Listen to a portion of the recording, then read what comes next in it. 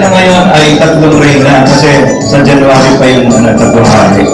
So, tatlong reyna muna. Installment yan. Magandang gabi po sa inyong lahat. Sa lahat po na may nagdumalaw ako si tawag nila sa amin dito kay Leo. Okay, so I'd like to welcome Kay. Kay, welcome.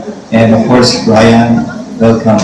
Thank you for coming and celebrating Christmas with us. By God's grace, we were able to do this yearly, di ba? But hindi mo pwede talagang hindi matuloy yung Pasko sa puso ng mga Pilipino. Yesterday, I was in a wedding and we had a lot of visitors from the United States and they were surprised. I told them that we celebrate Christmas. When the parents, months come in, we already celebrate Christmas. Tama? Diba may sumisilip na gano'n? Alam niya? Let's sing it.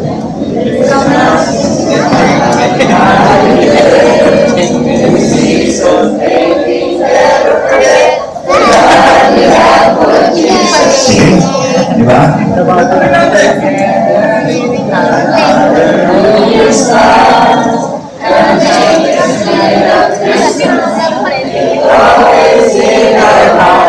What do you think is the spirit of Christmas? Love. That's right. The spirit of Christmas is love expressed in giving. But do you know the purpose? Yeah. What's the purpose? Actually, totoo lang, okay na discourage. Wala talagang Pasko. Tradition lang yan. It was made by man.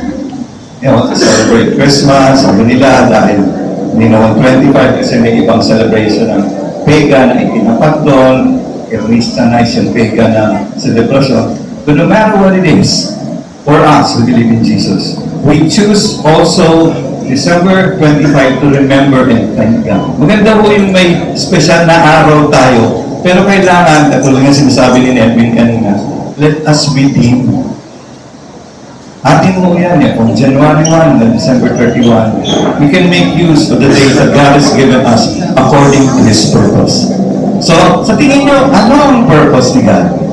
At inalaw niya ito. Isip-isip.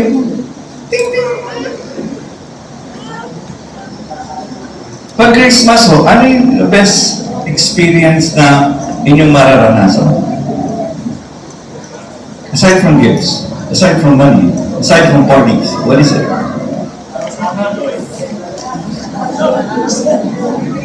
Hamon? May hamon mo gabi. May nagregalo ng hamon sa akin gabi.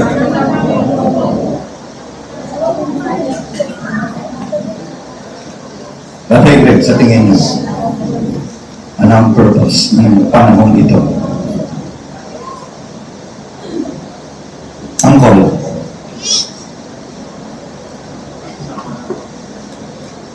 Sasama ko ng pamilya. May point si Uncle o si Janelle. Pagsasama ng pamilya, that means the purpose of Christmas is reconciliation. Di ba? Ito yung panahon na iniisip mo, patawarin ko na kayo may mga utang sa akin. Patawarin ko na kayo may mga kasalanan sa akin. Yung mga magbubyado sa akin, yung hindi ako trinado ng mabuti. Di ba ito yung panahon na gusto mong magpatawad? Kasi light yung pakiramdam natin eh.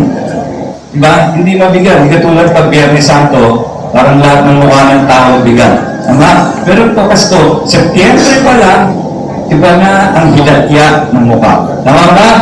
Umaasa tayo. Kaya sa Pilipino, lagi nating inaabangan ang Pasko dahil ito yung panahon na may dalang pag-ibig, ang simoy ng hangin. Pero, tukuyin natin ang purpose ng Kapaskuhan ay reconciliation. Because this is the very thing that God, our Jesus, died for. That man, di ba? Our God, angels sing.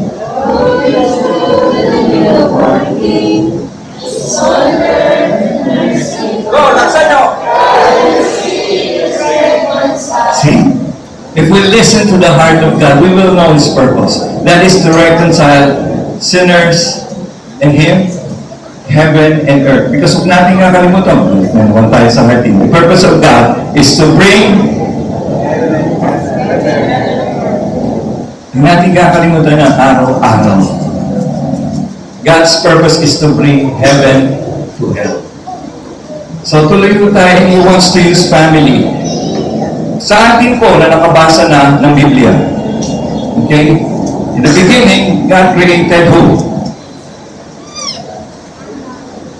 Adam and Eve. We're all familiar with that. Adam and Eve. But they failed. In the New Testament, it opens with another couple. Namely, Joseph and Mary. What Adam and Eve cannot do, God has anointed, God has blessed Mary and Joseph to do it, to redeem whatever He had planned, to bring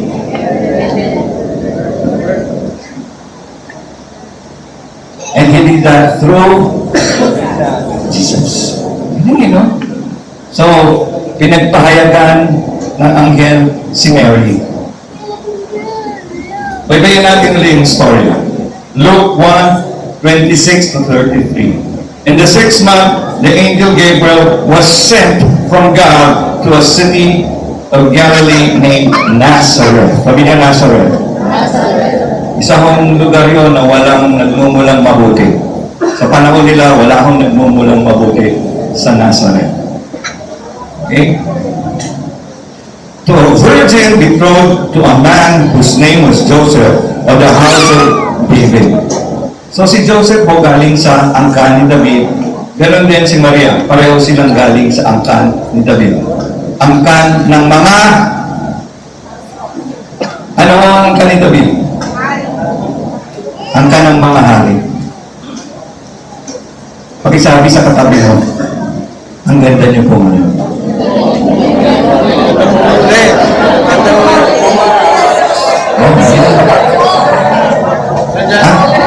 Ba't ka lang sabihin mo, ang guna po mo